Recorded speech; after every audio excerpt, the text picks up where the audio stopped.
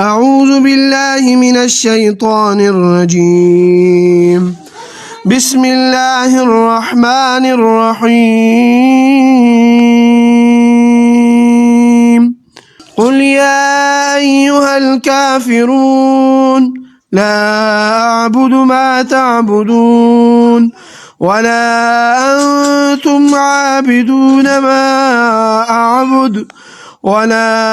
أنا عابد ما عبدتم ولا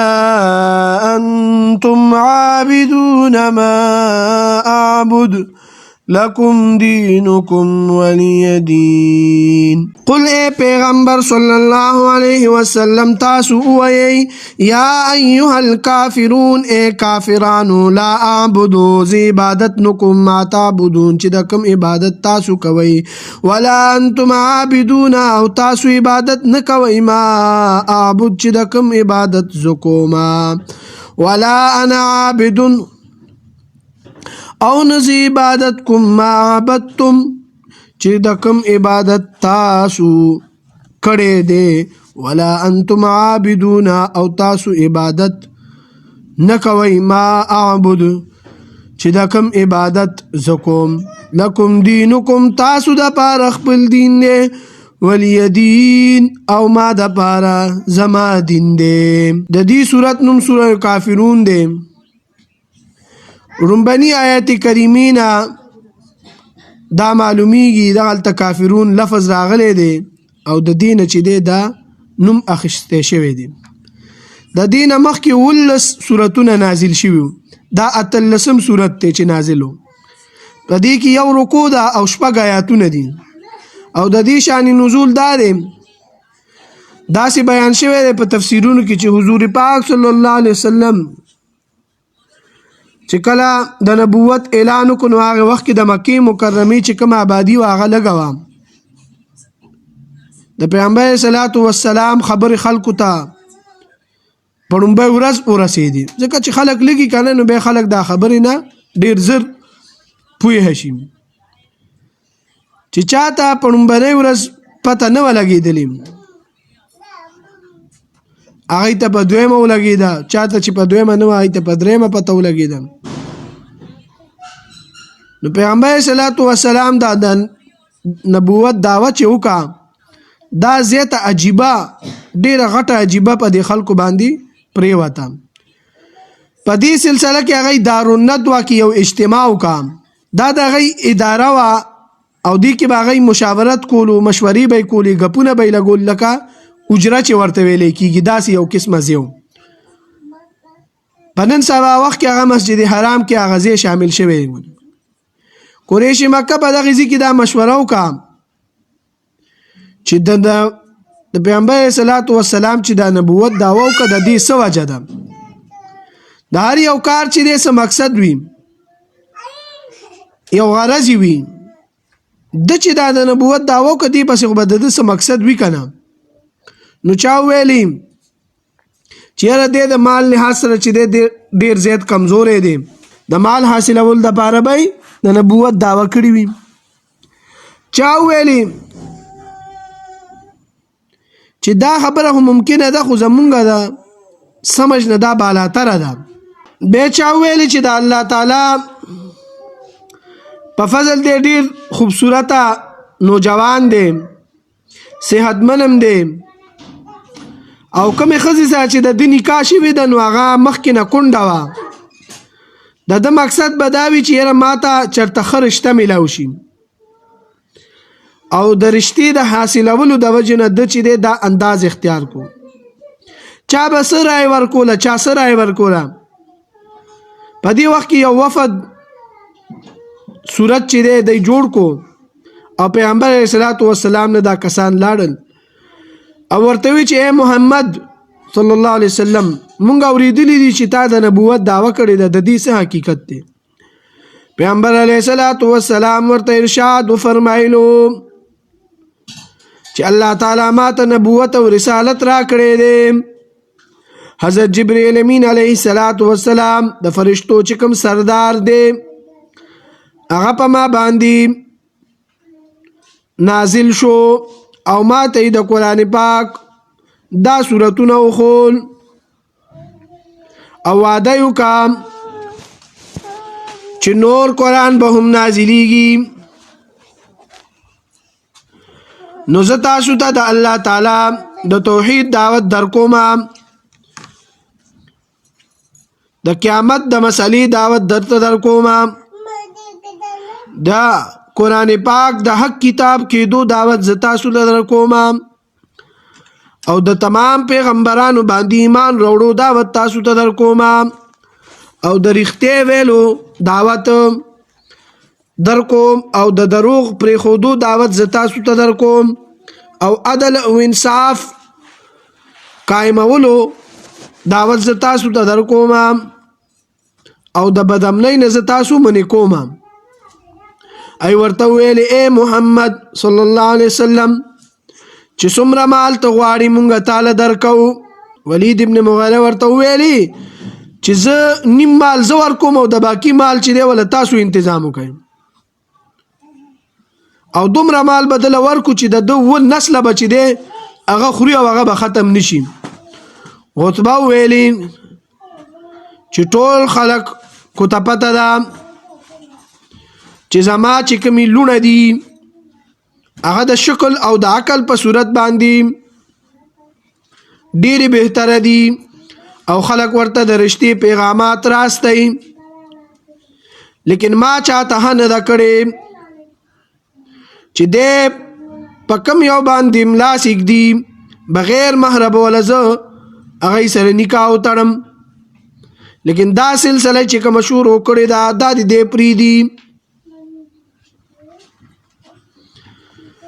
او اختلاف چې کوم دی دا ډیر خراب سیز دی ځکه چې دا په کور باندې چې دی او کوسی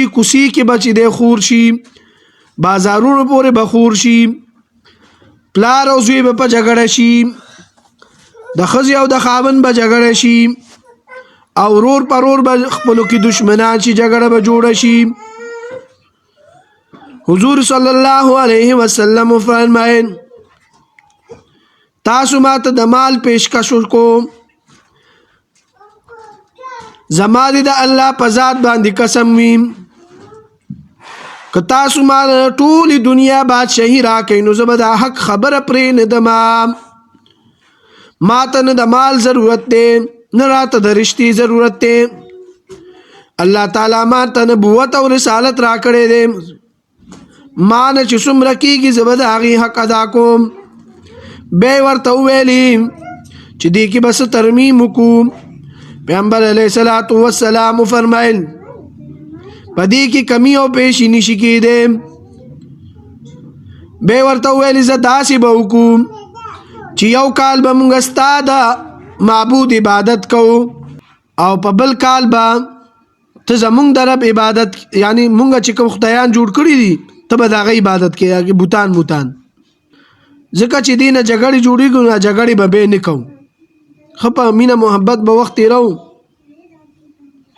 چې کله هغه ورته پیشکش وکړو نو پیغمبر صلوات والسلام خاموشه شو د خاموشۍ وجه دا صورت نازل شو احادیث مبارکه کې راځي چې کله به وحی نازلېده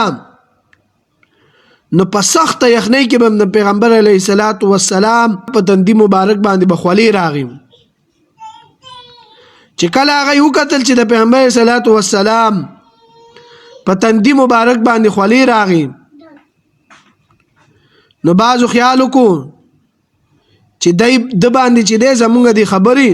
اثر وکړو پیغمبر علیه الصلاۃ والسلام ورته وفرمایل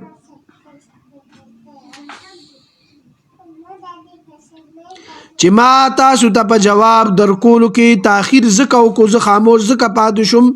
چې دغه وخت کې دا صورت نازلېدو اوس به زه تاسو ته هغه صورت ویم پیغمبر علیه الصلاۃ والسلام ورته په پروقار انداز کې دا صورت تلاوت کو قل اے نبی علیه الصلاۃ والسلام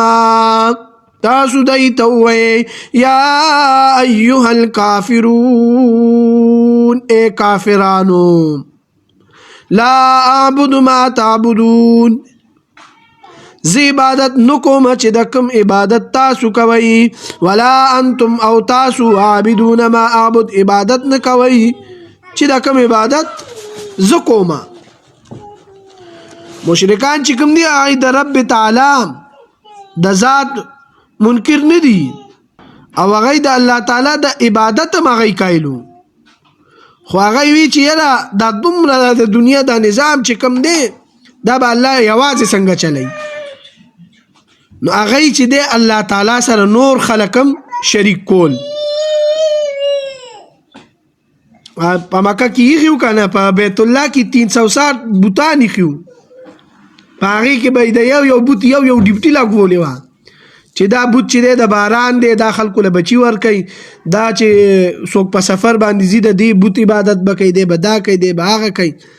لکه دومره زیات بوتان هغه چې دی ایښي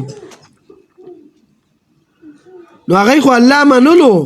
خو د الله تعالی سره شرک کولو. حضرت هود علیه السلام ته دغه قوم ویلو قالوا وجئتنا لنعبد الله وحده ونذر ما كان يعبد آباؤنا خطو راغلی مونږ ته د دې مقصد دپاره چې مونږ به عبادت کوو د یو خدای او مونږ هغه عبادت پریږدو چې کوم زمونږ مور او پلار به هم کولو هغه عبادت اوس مونږ پریږدو مونږ به د الله هم عبادت کوو د نورو خلکو عبادت به هم کوو. مشرکان چې کوم دي دی د الله عبادت هم کوي او دی چې دی ظاهري طور باندې خو مشرک چې کوم دی هغه عامه کلمه وایي د مسلمانانو په شان دی او د الله تعالی چې دی عقیدتمند وي خو هغه ورسره چې دی واړه واړه خدایان هم جوړ کړي هلته پیر بابا دی او دلته فلانې بابا دی او دلته ډنګلې بابا دی نو دا شیزونه چې دی مشرکان هم جوړ کړي لکه د اولیاء کرامو او د بزرگان دینو تعظیم په خپل ځای دی هغه تعظیم چې کوم علماء دیوبند کړی دی هغه بل هیچ چا هم نه دی کړی د اولیاء کرامو خو د شریعت په دایره کې چې دی دننه اوسېدلو سره هغه کېږي. ته چې د شریعت نه وځې او بیا د الله تعالی باندې ووایې چې یاره فلانی زیارت له به لاړ شو هلته چې دی د زیړي ماشوم ښه کېږي او فلاني زیارت کې چې دی پیرین بس کمرې ته وردن نه شي پیرین ونه وځي او دغلته دا چل دی هلته هغه چل دی لکه دا شیزونه چې دی دا بالکل ناروا دي او ناجایز دي دې شیزونه نه به ځان ساتئ بس چې څه کوي هغه الله کوي الله نه ما سوا هېڅوک هم نه کوي او دم درها کوئ خو چې چېرته چې دی ښه کس وي یا ښه ښځه وي تاسو ته میلاو شي او هغه دم درها کوي بلکې اسانه طریقه دا ده اسانه طریقه ده که کوم چا باندې جادو ټونه هغه ته پته لګي چې یاره په ما جادو ټونه باندې دغه دی مسله ده ماته بس دا چار کل تاسو ویل کنه قل یا ایها الکافرون قل هو الله احد قل اعوذ برب الفلق قل اعوذ برب الناس دا څلور سورتونه دي په ځان باندې سهار او ماښام او وزل دمی ان شاء الله عز وجل اس قسمه چې دی تعویذ یا جادو ټونه دا په هغه باندې چې دی اړو اثر کوي نه دا د الله کلام دی که تاسو څومره چې دی خپل دغه وکئ که نه محنت وکئ او تاسو چې دی د افلاطون دماغ راوړئ که نه افلاطون خو تاسو دا ترجمه او دا تفسیر تاسو نشئ زده کولی دې پورې چې تاسو د الله عبادت نه کوئ منځونه نه کوئ ښه 15 وخته مونځ پابندۍ سره کوئ او ذکر اسکار کوئ کله چې تاسو ذکر اسکار کوئ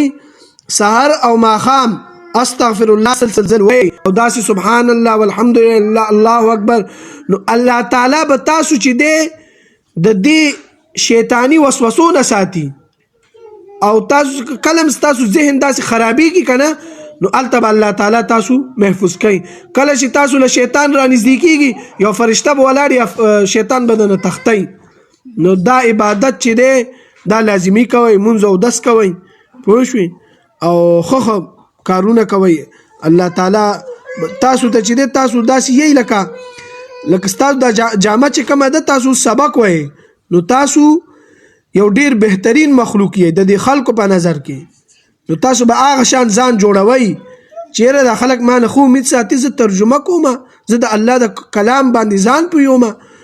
او د خلکو ما نو لغویاتو کې به نه پروزیږي چې نور خلک کمې خبرې کوي تاسو به هغه ځینه کناره کش کیږئ هغه ځای به پرېږدئ چې یاره مونږ دې شیزونو کې د فضول کارونه مونږ چې دی الله پاک وساتي